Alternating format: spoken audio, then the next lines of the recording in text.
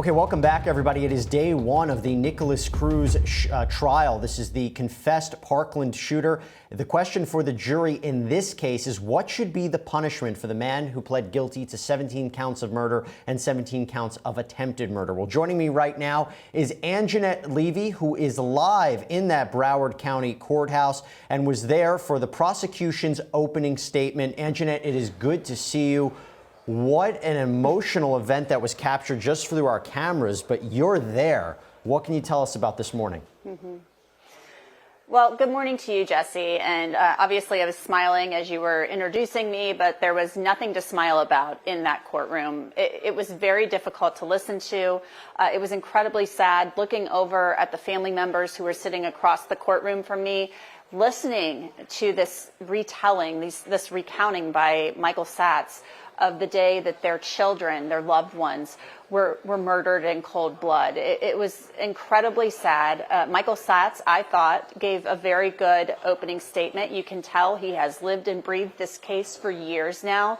And it was interesting to me, though, that he didn't show the cell phone video he referenced in the beginning of his opening statement, in which he said that Nikolas Cruz announced that he would be the next school shooter and that he intended to kill 20 people and that people would see him on the news and know who he was. So I was a little surprised we didn't see any visual aids, but I still thought it was compelling nonetheless. You can tell he's been doing this a long time as he walked up and down, in front of the jury as he's, just talking extemporaneously. The jurors followed him with their eyes. They didn't ever seem bored. I didn't see a lot of visible reactions. There was one man who appeared to almost look a little bit, his face would kind of crinkle up at times, but I don't know what that could be attributed to, but no real visible reactions that I could tell from the jurors as they're listening to basically a massacre. They're listening to a prosecutor recount a massacre, and they're going to see surveillance videos when it comes into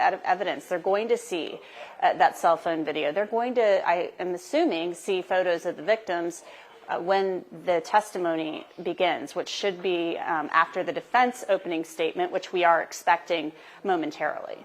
You know, Angenette, it's a conversation we were just having with our analysts about not presenting any of the material, and you might just say, let the evidence speak for itself. And there's just so much. This is going to be a 4-month-long trial. They probably didn't have the time to present everything that they needed to and maybe just lay it out and what the jury can expect to hear. You mentioned the victims' family members in the courtroom. It seems packed to me. I mean, is there anybody on Nikolas Cruz's side, or is it just predominantly the victims' family members and maybe victims themselves? I don't know, Jesse. If there is anyone in there for Nikolas Cruz, I have not seen them. Everyone I've seen on the other side of the courtroom from where the media is seated appears to be a family member, a loved one of one of the people who was murdered that day. There are some seats behind where we are seated, and there are people sprinkled throughout, so that may just be spectators. I'm not really sure, but I'm not aware of anyone here for Nikolas Cruz. And by the way, our cameras are capturing it a bit in terms of Nikolas Cruz's reaction to this opening statement. From what we saw, he almost had his head down, his hand through his hand through his hair. What were you noticing?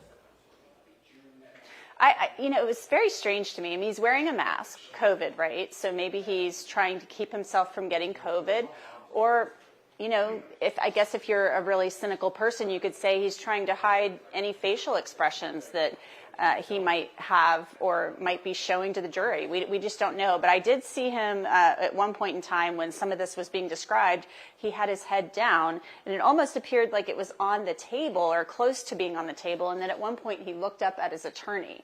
So he's sitting there in a sweater, which I also find a little bit strange, given that, it is an air-conditioned building. But let me tell you, Jesse, it's humid as can be here. It's like when you step outside, it's like walking into an oven.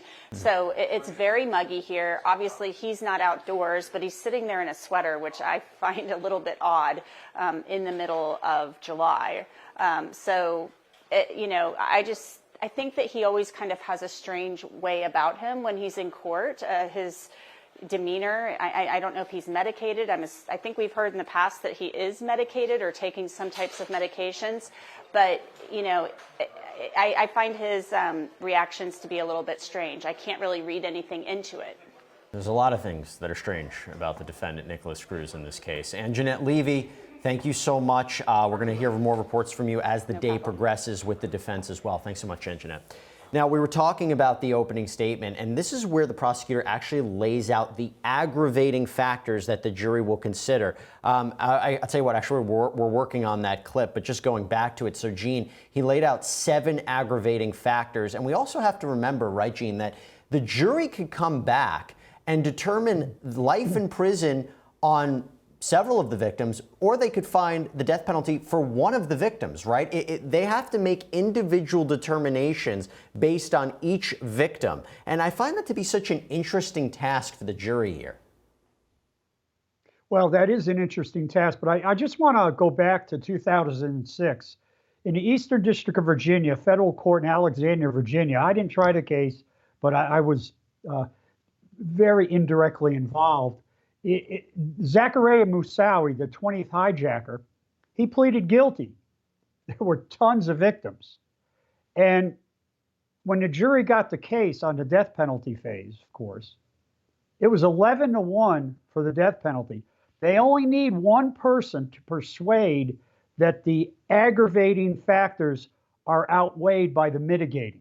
So if he has any hope, he's going to hope for a hung jury, because he's never going to get a unanimous jury to say life imprisonment. But I got to say this about the prosecutor. He probably could have used a list of the aggravators, but he did go through that pretty well. And so the jury has this sort of the law in their head that, okay, here are the 6 or 7 aggravating factors. I got to keep that in mind. So he stressed that that's their mission in the penalty phase. Aggravated versus mitigating. That's the whole case. And he previewed the mountain of evidence that they are going to present during the course of this. And like we said, didn't actually show any pictures or really videos in the way that you might see in another opening statement. Then again, this is a trial unlike any other. So we go back again to the opening where he lays out the aggravating factors. Let's take a look. You're going to see that there are 7 aggravating factors applicable to this case. And before I get into that, Judge told you about the aggravating factors and the weighing process. And remember I said it's a weighing process, it's not a counting process. So there are 7 aggravating factors for you to consider. The first one is the defendant has previously been convicted of a capital felony or a felony involving the use or threat of the use of violence. That's one aggravating factor, and I'm going to talk about each one of these aggravating factors in a little bit. The second aggravating factor was the defendant knowingly created great risk of death to many people. That's number 2. Number 3, that the first-degree murder, or in this case, murders, don't forget there's 17 sentences. So I'm talking about them as there's 1, there's 17. That the murders were especially heinous, atrocious, or cruel. 4, that the murders were cold, calculated, and premeditated. That the next one, the murders were done to disrupt or hinder a governmental function, to wit, schooling. The next one is that the victim was an appointed public official in the performance of their duties. Scott Beagle was a teacher. He was an appointed public official. Christopher Hickson was an athletic director and a campus monitor. He was an appointed public official, as was Coach Spice. He was a coach and also a campus monitor. And the last one was that the murders were committed during the course of a burglary. You're saying, burglary? Yeah, burglary.